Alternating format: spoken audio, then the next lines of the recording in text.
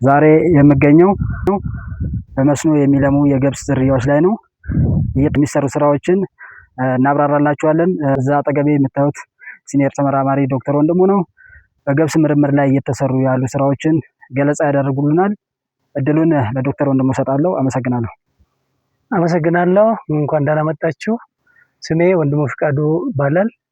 የሲኒየር ተመራማሪ ነኝ። በዝርያ ማዳቀል ላይ የሚሰራው በገብስ ዝርያ ማሻሻያ ላይ ሆኖ በሁለታ ግብርና ምርምር ማዕከል የምግብ ገብስንና የብቅል ገብስን በልዩ ትኩረት የዝርያ ማሻሻያ ስራ እንሰራለን። ዝርያ የምናሻሽልባቸው መንገዶች የተለያዩ ናቸው።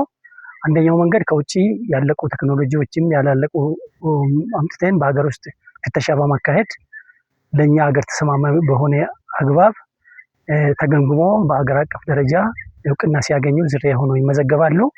ሌላው በሀገረሰብ ኢትዮጵያ የሰንተር ኦፍ ዳይቨርሲቲ እንደመሆኗ ለዚህ ገብስ ሰብል በኢትዮጵያ ባዮዳይቨርሲቲ ተሰብስበው ያሉትን የሀገረሰብ ዝርያዎችን በማምጣት እንፈትሽና ከነዛ መሃል ላይን ወይም ዝርያ በማዘጋጀት ስራ እንሰራለን። በተጓዳኝ በዋናነት ግን አተኩረን የምንሰራው የማዳቀል ስራ ነው።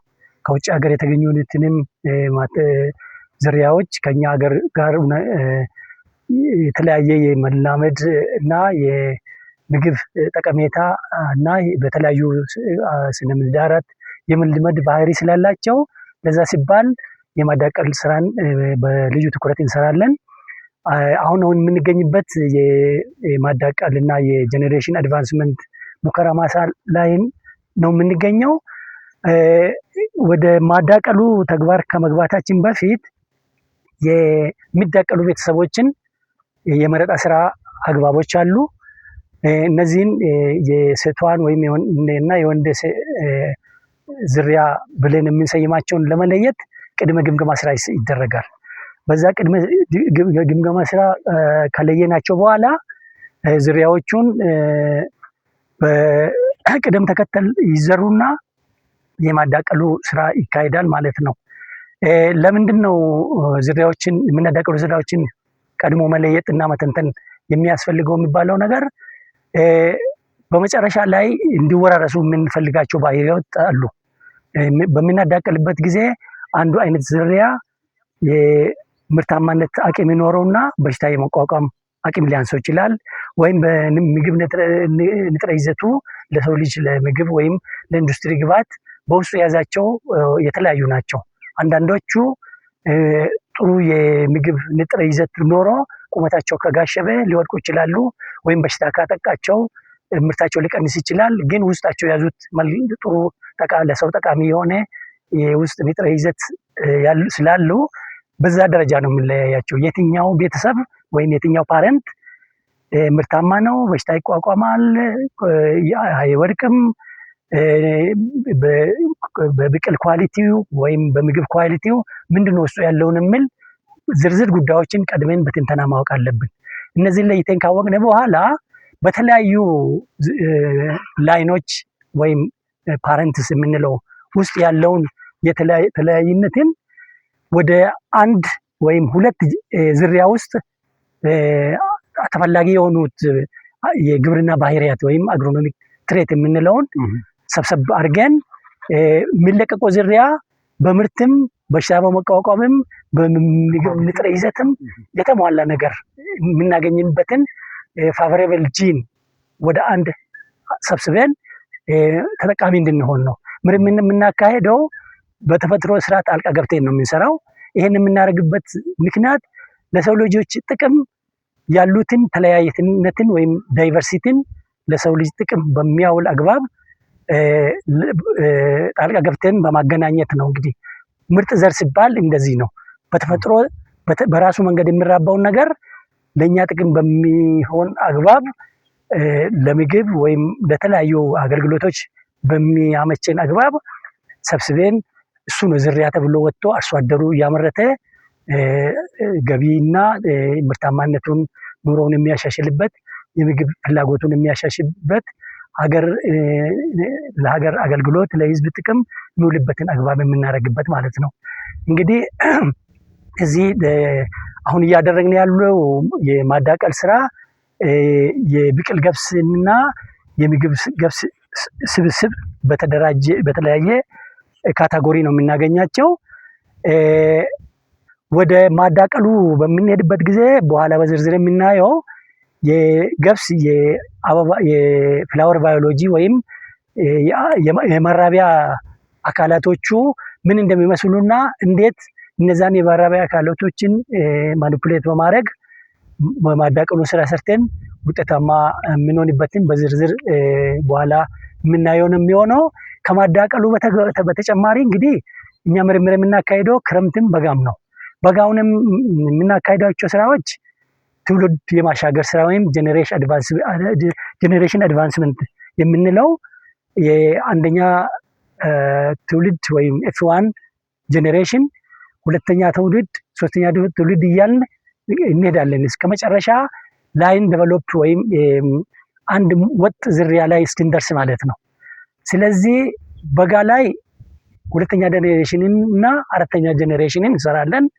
ክረምት ላይ ደግሞ አንደኛ ጄኔሬሽን እና ሶስተኛ ጄኔሬሽን እንሰራለን።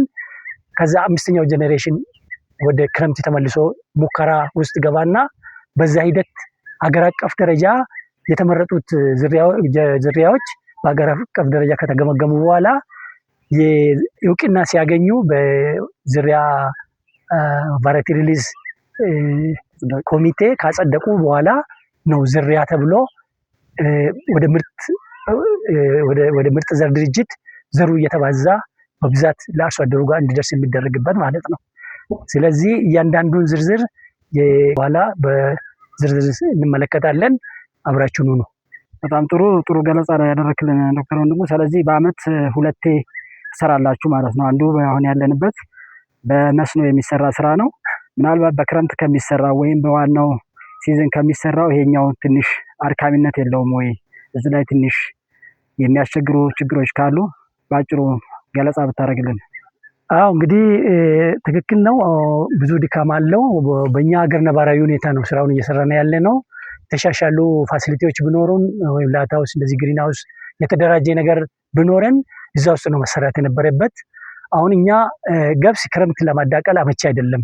የዝናብ ሁኔታና የአበባ ስርዓቱ ጋር ውጤቱን በጣም ስለሚጎዳብን የምንመርጠው የዚህ የማዳቀሉ ስራ በጋ ላይ ነው የምናደርገው።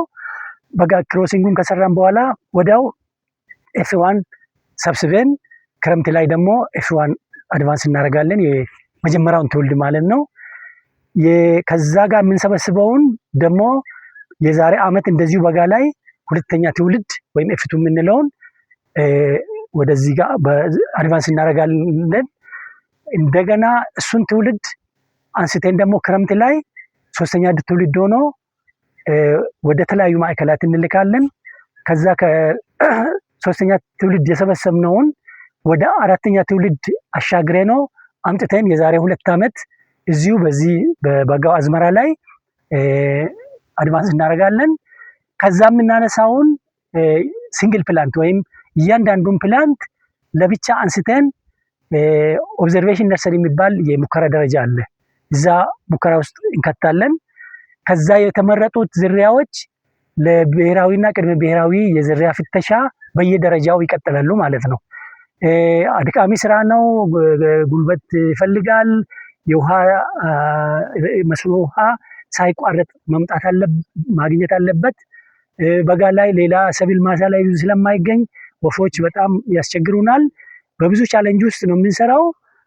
እንዲህም ደክመን ሰርተን ውጤት እያሳየን ያመጣን ነው። የአገር ተጠቃሚ የሆነ ነው። አርሶ አደር እያመሰገነ ነው። ድካሙን እንግዲህ በአርሶ አደሩ ሲገለገልና እርካታውን ስናይ ድካሙን እንቋቋማለን ማለት ነውና የገብስ ብቻ አይደለም የምንሰራው። በተጨማሪም ደግሞ የምግብ ስናር የሚባል ዝርያዎች አሉን። እነሱን ሁሉ እንደዚሁ በዘራቸውን እናባዛለን በዚህ በበጋ አዝመራ። እነዚህ አሁን እዚህ ማሳ ጥግ ላይ የሚገኙት የስናር ዝርያዎች በጣም የንጥረ ምግብ ይዘታቸው በጣም ከፍተኛ ነው። የፕሮቲን፣ የዚንክና የአይረን ይዘታቸው በጣም ከፍተኛ ነው። ለምግብም አገዳው ደግሞ በጣም ትልልቅ ስለሆነ ለእንስሳት መኖነትም ከፍተኛ አገልግሎት አለው። እንግዲህ ይህንን በተጓዳኝ የገብስ ምርምር ደርቦ እየሰራ ይገኛል ማለት ነው። ጥሩ ማብራሪያ ነው የሰጠኝ ዶክተር ወንድሙ አመሰግናለሁ። ወደ መስክ ቴክኒሻሉ ወስዳችኋለሁ። ራሳቸውን ያስተዋውቁልናል። ከዛ ደግሞ ምን እየሰሩም እንደሆነ ገለጻ በተወሰነ መልክ ያደርጉልናል። ሰይድ መድረኩን ለአንተ ሰጥቻለሁ። አመሰግናለሁ። ሰይድ አህመድ እባላለሁ። በገብስ ምርምር ፕሮግራም ቴክኒካል አሲስታንት ነኝ እና በዚህ በክሮሲንግ ፕሮግራም ዋናው የስራ ድርሻዬ መጀመሪያ ተመራማሪው የሚዳቀሉትን የተለያዩ ባህሪያት ያላቸውን ዝርያዎች በአግባቡ ቦታቸውን ይዘው መዘራታቸውን በታቀደላቸው በየሳምንቱ ኢንተርቫል መዘራታቸውን መከታተል፣ ትክክለኛ ቦታ መያዛቸውና እያንዳንዱ ላይ ሌብል መኖሩን ቼክ ማድረግ ማስቀመጥ።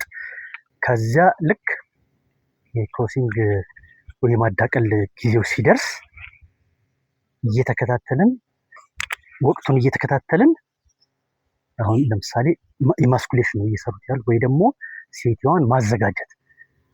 ዛሬ የተሰራው ለእሮብ ሬዲ ይሆናል፣ ዝግጁ ይሆናል እና አሁን እሱን ነው እያዘጋጁ ያሉት። እያንዳንዱን ምን ያህል እንደሚሰራ እናውቀዋለን።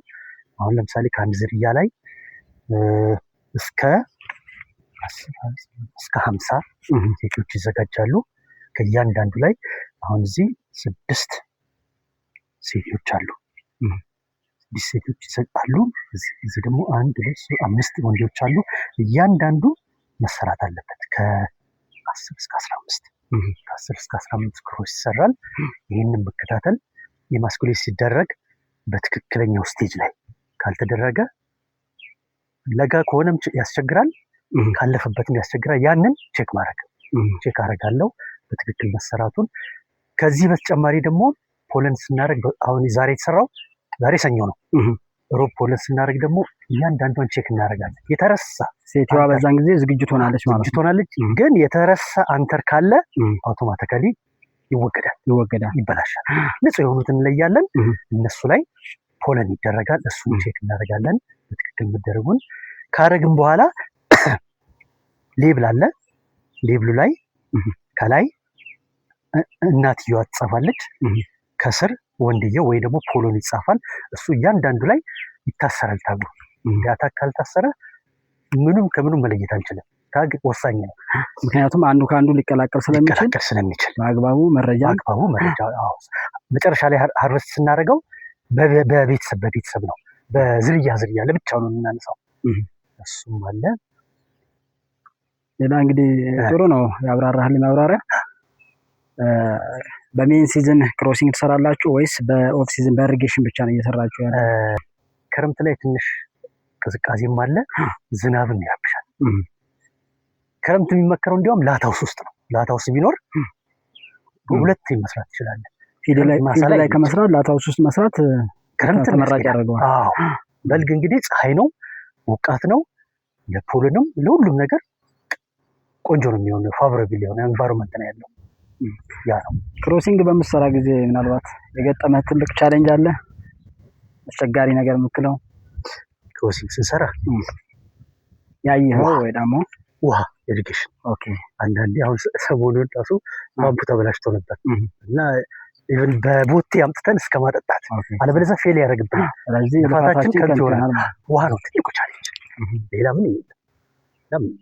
ስለዚህ ክሮሲንግ ላይ ያለ ጠቅላላ ያለ ሀሳብ ካለ ክሮሲንግ እንዴት ነው መሰራት አለበት፣ ከሌሎች ሰብሎች ምን ይመስላል የሚለው ነው። እስከዛሬ ያየሁት የታዘብኩት በመረጣ በተለያዩ ዘዴዎች ከሚገኝ ዝርያ በክሮሲንግ የሚገኝ ዝርያ ቤስት ነው። በሽታን በመቋቋም በኃይል ብዙ ምርት በመስጠት ምርጥ የሆነ ነገር ይገኛል በክሮሲንግ። ይሄ የኔ ልምድ ነው። በኳሊቲም በክሮሲንግ የሚገኝ ዝርያ በጣም ቆንጆ ነው። ሁሉም ቦታ ቢለመድ ክሮሲንግ ጥሩ ነው። አቅም ይፈልጋል፣ በጀት ይፈልጋል፣ ሰው ኃይል ይፈልጋል። እነኚህ ከተሟሉ ክሮሲንግ ጥሩ ዝርያ ያስገኛል። የምግብ ዋስትና ለማረጋገጥ ትልቅ በጣም ከሚጫወቱ ውስጥ አንዱ የማዳቀል ስራ ነው። እጅግ በጣም ወሳኝ። አመሰግናለሁ ሀጂ ለሰጠኝ ማብራሪያ። አመሰግናለሁ።